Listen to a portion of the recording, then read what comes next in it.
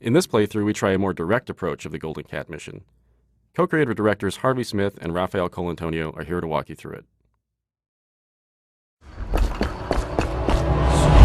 Okay, so this time the player has done a different sequence leading through the streets leading up to the Golden Cat, and it has come in through the rooftops. So a lot of vertical movement in the game, a lot of mobility. In the previous area, you can get dropped off in the river, and you're here to kill Custis and Morgan Pendleton. And therefore, there are several different ways to enter the Golden Cat area. In this playthrough, we're going to do very brutally.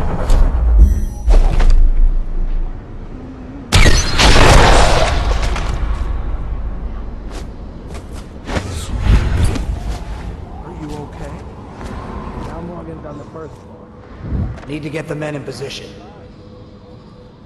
The Ivory Room. All I can tell you is it's very heavily soundproofed. I'll leave the rest to your imagination. Custis is easier to know. Some night you just... Why would anyone pay for that? Rats, plague, elixir, bunch of crap. Huh?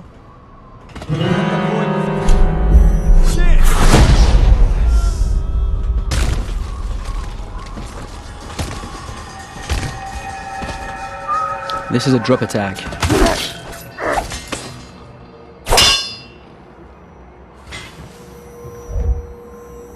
Talk to that nice girl again. The one I told you about. But you're at the Golden Cat, right? Yeah.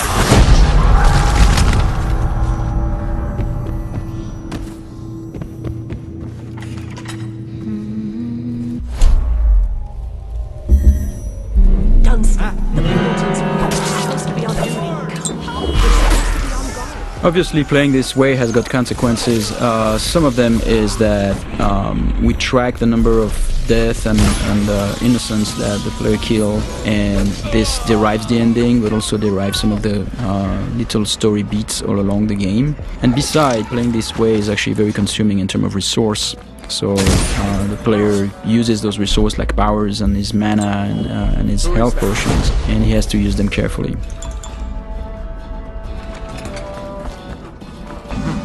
Might be worth checking out.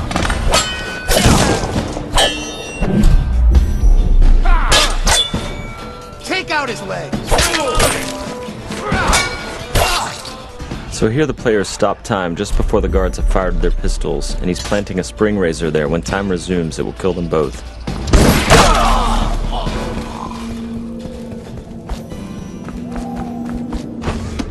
Find out!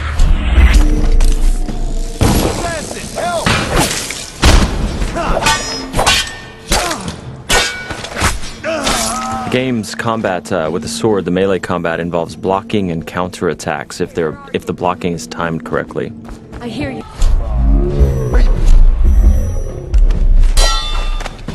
I'm a... I'll have you whipped and put to work in the...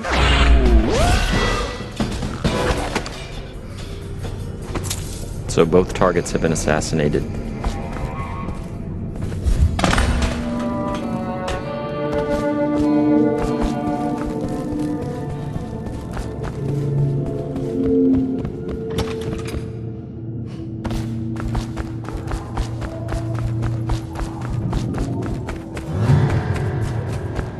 Huh? Someone help me out! Someone get over here!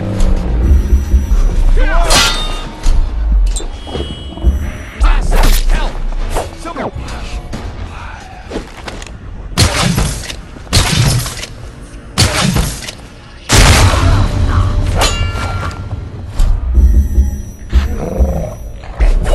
The player's summoning rats. Once the rats are in the world, they're like little AIs. So sometimes the guards win, sometimes the rats win. And here the player has possessed one of his own rats and is now getting away.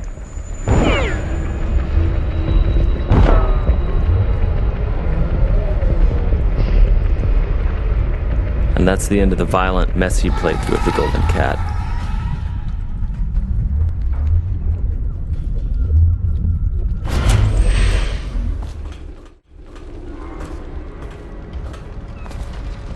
So this is a very different area. The previous area with posh and pretty, this is like desolated, abandoned.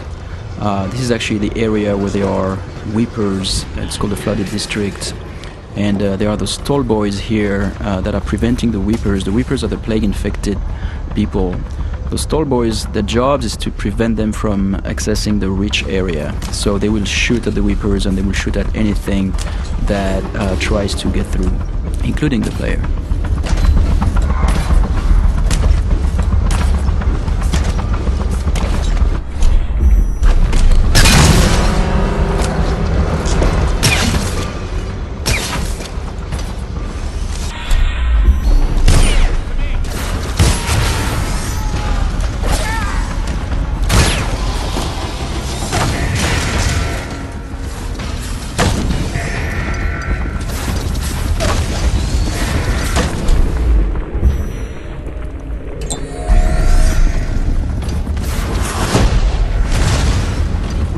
Here we're using wind blast to bounce back the arrows at the tall boys.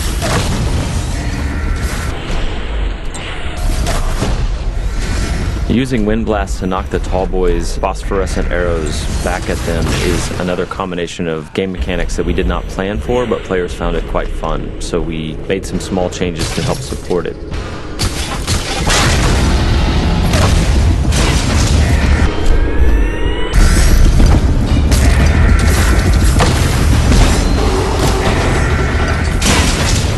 These Stiltwalker guards, the tall boys as they're called, have vulnerable tanks of whale oil on their backs that they use for their incendiary arrows. And so periodically the player is shooting at those tanks, stopping time, trying to get behind them.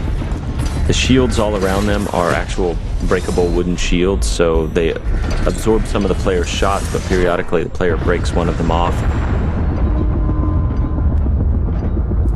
Here the player just possessed a tall boy, and he's going to escape the area through those wall of lights here via tall boy. So the wall of light is a Tesla-like security device that's a powerful electrical field, and the guards at the beginning of their shift are attuned to it so they can walk through it, but the player cannot unless he hacks it.